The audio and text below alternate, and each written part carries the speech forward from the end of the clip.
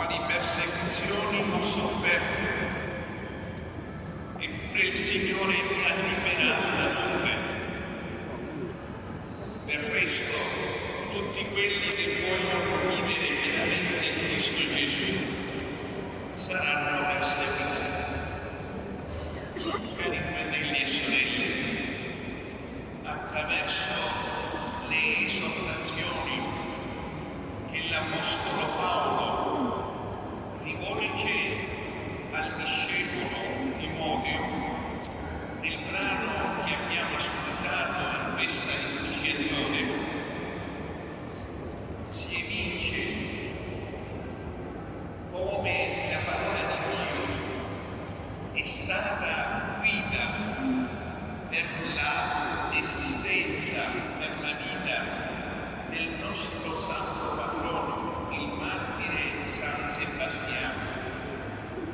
Infatti, l'antico blasone che un tempo ornava questa basilica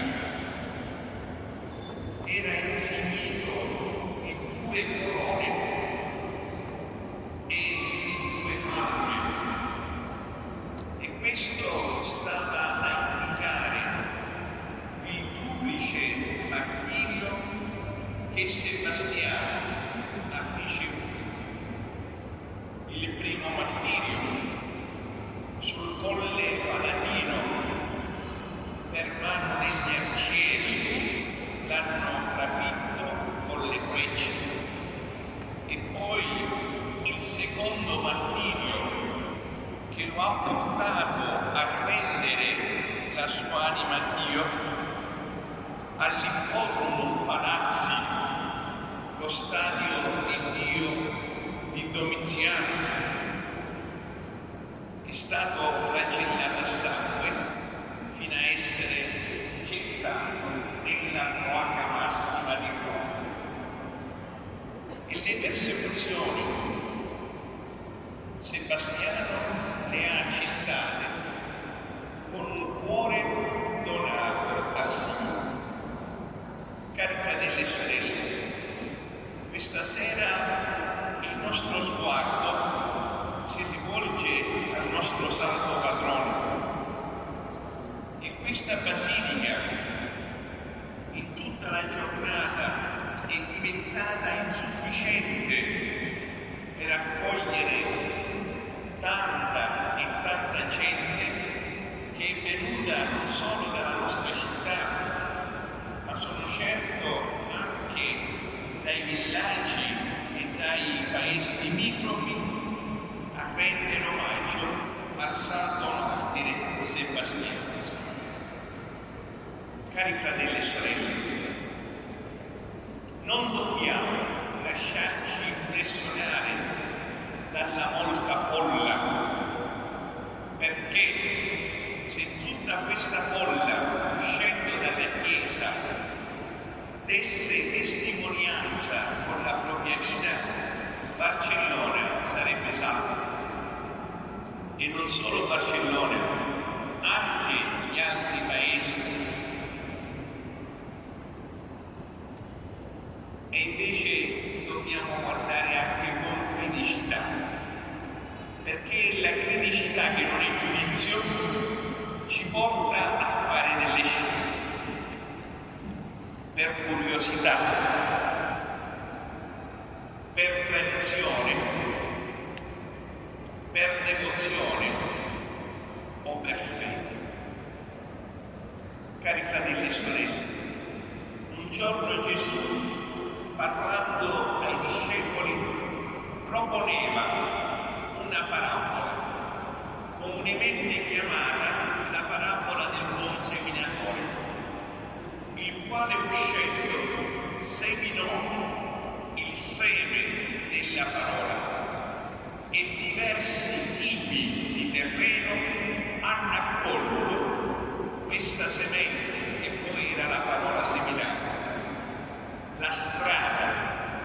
E Gesù ci dice: la strada corrisponde a coloro che ascoltano la parola di Dio, si entusiasmano,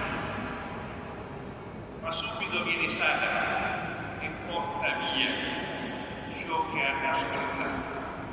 e la curiosità che rimane. Allora un atto che si fa per curiosità e tutto finisce il 20 gennaio. E poi il terreno sassoso. Gesù ci dice sono coloro che hanno ascoltato la parola ma non hanno radici in se stessi e quindi sono impostanti. E la tradizione. Quante volte, cari fratelli, tanti gesti si compiono per una tradizione con la T minuscola che dobbiamo tenere in piedi, purtroppo senza fondamento, senza credici. È la parola che scende nel terreno sassoso e crea costanza. E poi ci sono coloro che ascoltano la parola di Dio e cade nei roghi, nelle sfide, che sono le preoccupazioni, la seduzione di questo mondo, le ricchezze, le passioni che soffocano la stessa parola.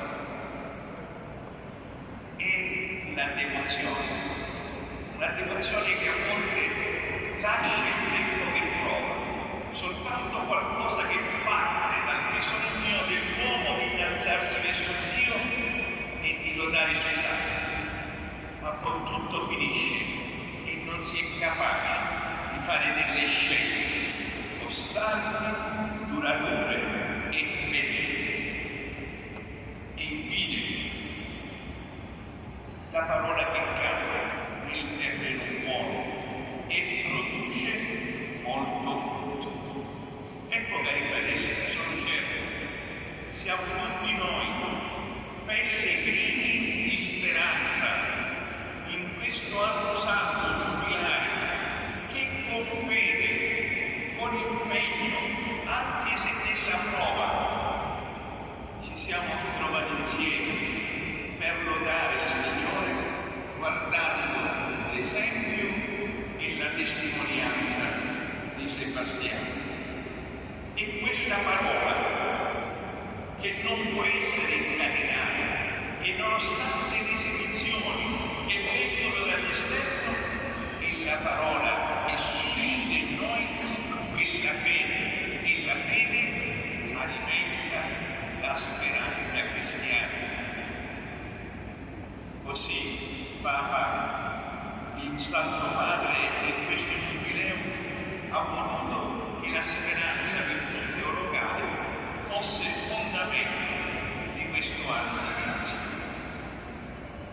San Sebastiano, cari fratelli, ci aiuta ad alimentare la nostra speranza. Il venerato pontefice Benedetto XVI aveva scritto una lettera enciclica, Spes Salvi, nella speranza siamo salvati. Il Papa in quella circostanza faceva riferimento all'Apostolo Paolo, il quale ha scritto una lettera al popolo di Efeso, agli Efesini, e dice come gli Efesini, prima dell'incontro di Cristo, fossero senza speranza e senza Dio. Perché? Perché naturalmente loro si erano rivolti agli idoli e nella loro vita si erano resi conto che gli idoli si erano rivelati discutibili e dai loro miti contraddittori non emanavano alcuna speranza. Nonostante gli idoli e dei, essi erano senza Dio e di conseguenza si ritrovavano in un mondo buio e davanti a un futuro oscuro. E allora Queste espressioni ricalcano un epitaffio dell'epoca che diceva: nel nulla, dal nulla, questo presto ricadiamo. Cari fratelli e sorelle, in un contesto simile Sebastiano si trovò quando, lasciato Milano, che era la sua patria, si diresse verso Roma, dove infugnava la persecuzione di Diocleziano. E lui, per libera scelta, andò ad aiutare i poveri, i prigionieri, i carcerati, essendo tribuno della prima corte imperiale, aveva la possibilità, attraverso la sua parola, attraverso i suoi gesti, attraverso la sua carità, di aiutare coloro che erano nel bisogno, a servizio dei più deboli. Cari amici, Jacopo da Varaggi, vescovo di Genova del Medioevo, che ci ha lasciato dei testi brillanti sulla vita dei santi, ci narra un episodio forse inedito per alcuni nella vita di San Sebastiano. Mentre lui si ritrovava nelle carceri a Roma ad aiutare i prigionieri come tribuno della corte imperiale, c'erano due fratelli gemelli, Marco e Marcellino, che stavano per essere decapitati perché erano fedeli alla fede in Cristo. I genitori, che non erano cristiani, erano andati presso il carcere per dissuaderli, per convincerli a non professare la fede cristiana, per essere liberi e non essere decapitati. Sebastiano, in quelle circostanze, per quella fede che aveva ricevuto in dono e per la speranza nella vita eterna, senza alcuna paura, sciolse la sua lingua e così disse ai due gemelli, Marco e Marcellino: o forti soldati di Cristo, non vogliate rinunciare all'eterna gloria per delle misere lusinghe. E poi ancora con coraggio, rivolgendosi ai genitori: non abbiate paura, perché Marco e Marcellino non vi abbandoneranno, salgono al cielo per prepararvi celesti dimori. Questa persecuzione che ora soffriamo qui sulla terra, oggi imperversa e domani si placa, ma l'eterno dolore in eterno si rinnova e aumenta e arde per punire i colpevoli. Volgiamo al martirio il nostro ardente desiderio, perché nel martirio, quando il diavolo crede di possederci, è vinto, e mentre ci tormenta è tormentato, e mentre ci insulta a sua volta è insultato.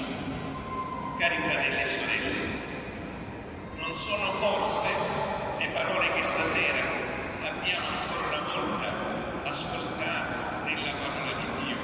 Se moriamo, con Lui vivremo; se con Lui perseveriamo, con Lui anche regneremo; se lo rinneghiamo, anche Egli ci rinnegherà; se noi manchiamo di fede, Egli però rimane fedele, perché non può rinnegare se stesso. Cari amici, Sebastiano ha invitato, e ancora oggi ci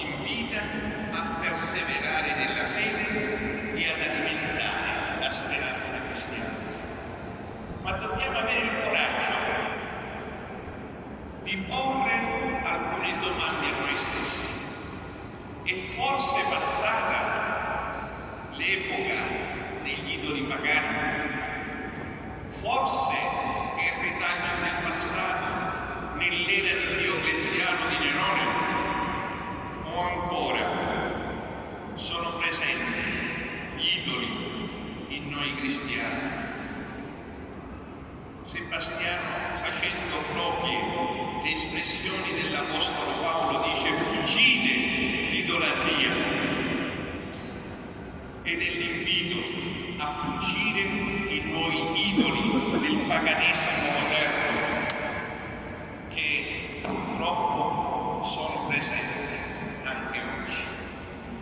Il grande santo che è stato Giovanni Paolo II e che ha cambiato radicalmente il volto dell'Europa e del mondo, diceva: il mondo contemporaneo non ha forse imitato anche a sua insaputa i pagani dell'antichità, distogliendo l'uomo dalla fede, dalla felicità di vivere eternamente in Dio?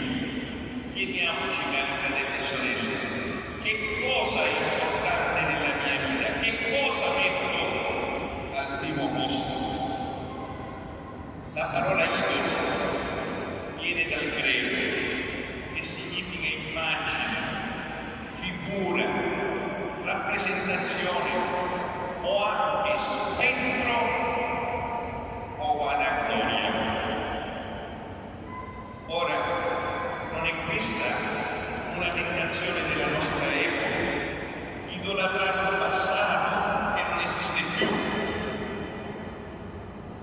Tentazione di idolatrare un futuro che ancora deve arrivare, credendo che l'uomo, con le sole sue forze, possa realizzare la felicità eterna su questa terra. L'Apostolo Paolo, parlando ai Colossesi, dice: la cupidigia insaziabile e idolatria.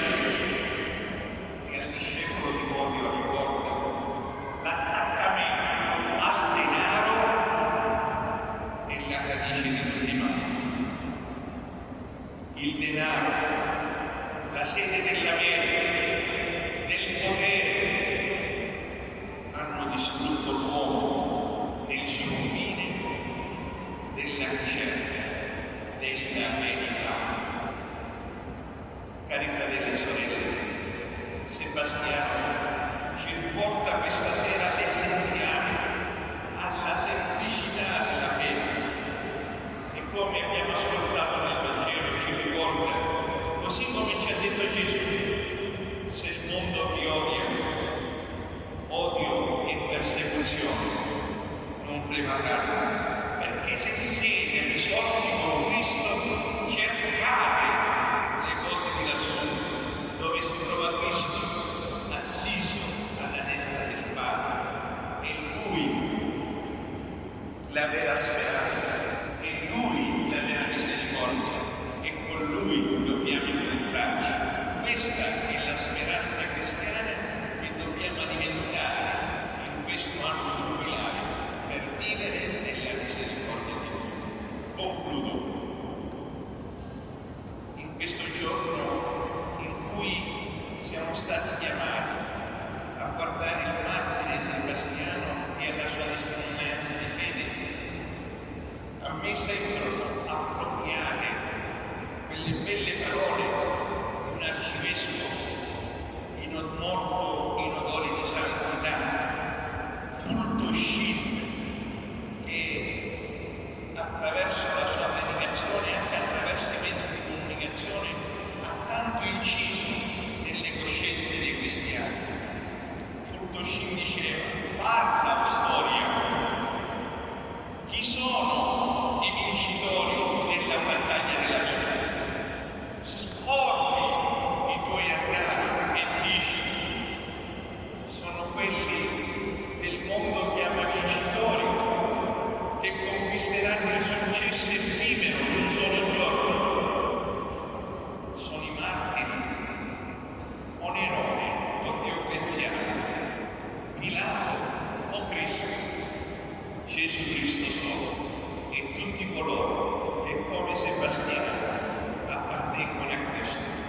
tutti coloro che, come cristiani, rinnechiamo ogni giorno i nuovi idoli del paganesimo e sull'esempio del martire nostro patrono ci impegniamo a seguire Cristo, che è la via, la verità e la vita. Sia lodato Gesù.